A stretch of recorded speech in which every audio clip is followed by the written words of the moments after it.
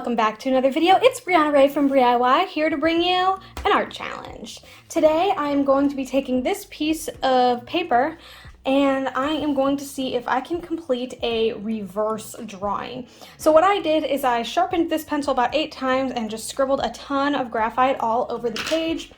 I took a what once was clean Q-tip and I just went over and kind of spread it out so that it is a nice even, like almost gray wash across the whole paper.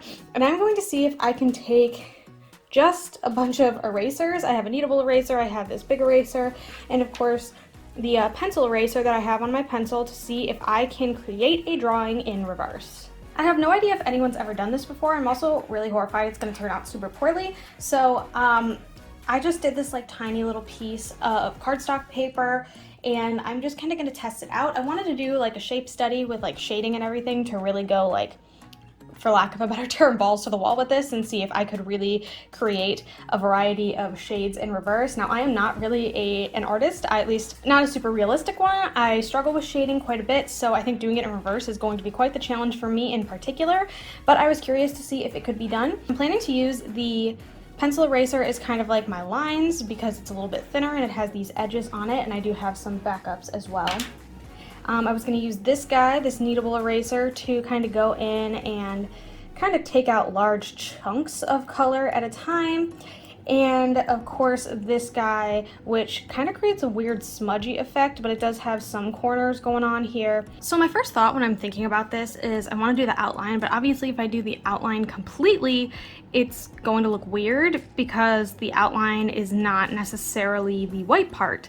That is the highlights. So if I go around with my, skinny eraser, I'm going to want to kind of really carve out up here where the light's gonna hit. I'm thinking I'm gonna do light source coming this direction. I'm also going to try and add in, if I need to, add in some darker shading with the pencil. And I guess realistically, my whole argument in this is if when you're doing regular drawing, you can erase to bring the white back, I should be able to take my pencil to add some darks back in if I mess up and erase too much, right? So I guess that's my logic here. You can decide if that's cheating or not, but I think it's time to just kind of get in here, and I'm going to start, I think I'm just going to do an apple, kind of a somewhat rounded shape, but maybe a little bit more distinctive, and let's just make this happen. So I kind of want to start up here and start taking out color where the apple would have the light hitting it. And I'm going to kind of start getting lighter. I obviously want this to be the lightest part of the highlight. I feel like I'm going to have graphite all over my hands by the time this is done. Something else that I'm kind of noticing about this is, even though I kind of have this like harder tip, I guess, of the eraser, it doesn't exactly always erase the lines that I'm expecting. As you can see, when I dab on this guy, it really picks up a lot of the color, but not all of the color.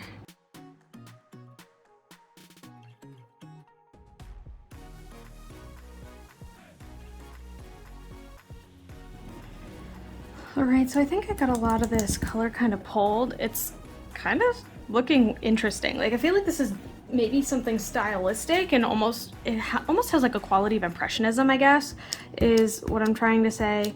So I'm just gonna keep picking up some color, and I might add some back in around the edges, but I really want this to be super light over here, and I want this darkness down here. Now I kind of want this to be set on a table, so I'm going to start pulling color out of where I think this would sit.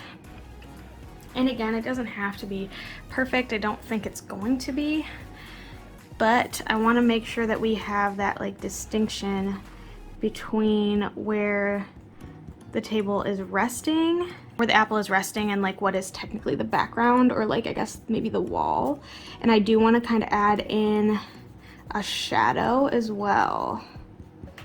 So if I do maybe one of these, I'm gonna come around like this. I actually think I might have taken away too much over here.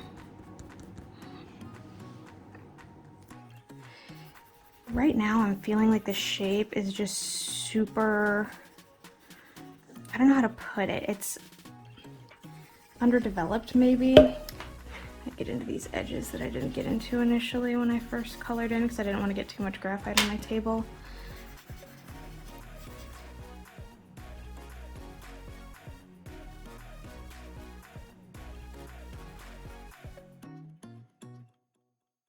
I'm trying to like think and film at the same time. I feel like I normally kind of cut and throw my videos together, but this is kind of a like start to finish process I wanted to film here, so it's very different. Obviously this edge is up too high, so I'm gonna need to pull some colors back out of that and then bring this edge back down because I really like the shape that it's forming down here. So let's pull those dark highlights up. Dark highlights, those shadows. Why do I keep saying that? That's so bizarre. Blend this back together. Okay, let's shore some of this up. I'm gonna carve out this side here. So this is not the direct light side, so I'm gonna go back over here and make sure that this is a little bit more gray.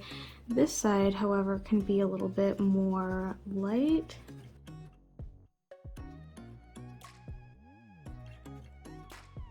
I think we're almost done, actually.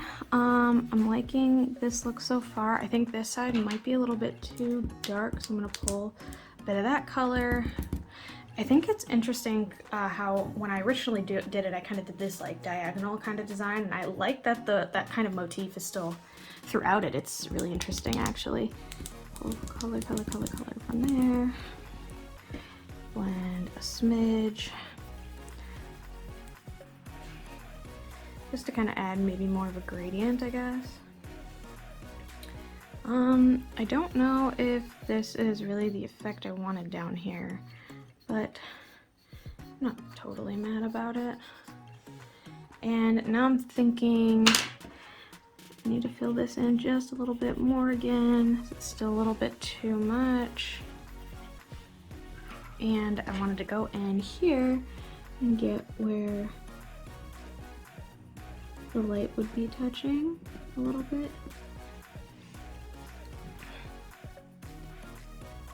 This would kind of come up just slightly. Blendy, blendy. I hope any of this makes any sense. I might hyperlapse through some of it and add a voiceover or something so it doesn't sound so disjointed.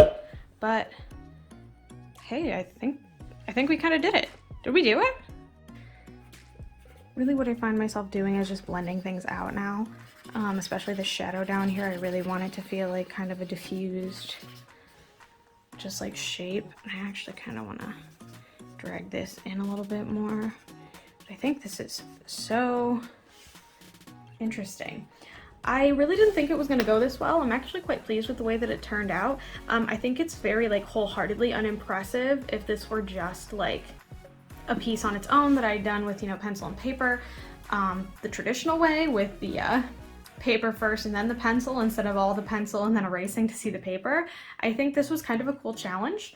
Again, I don't know if anyone's done this. I don't know if anyone's really even gonna find this interesting, but I thought it was kind of fun to play around with. I also thought it was really interesting to see the different effects that these different erasers had and like maybe some more practical uses in pencil drawings. So I thought this was really cool. I think it was a cool way to use some, you know, tools I really don't use a whole lot in the vein of erasers specifically, and especially to use them in a way that I don't normally use them. It definitely made me think outside of the box, and I'm quite pleased with the results, and hopefully you are too. Thanks again so much for watching. If you like what you saw, feel free to like and subscribe. I do put out new videos every Sunday at noon Eastern Standard Time, and I would love for you to be here for the next one. Thanks again so much, and I hope to see you then. Bye!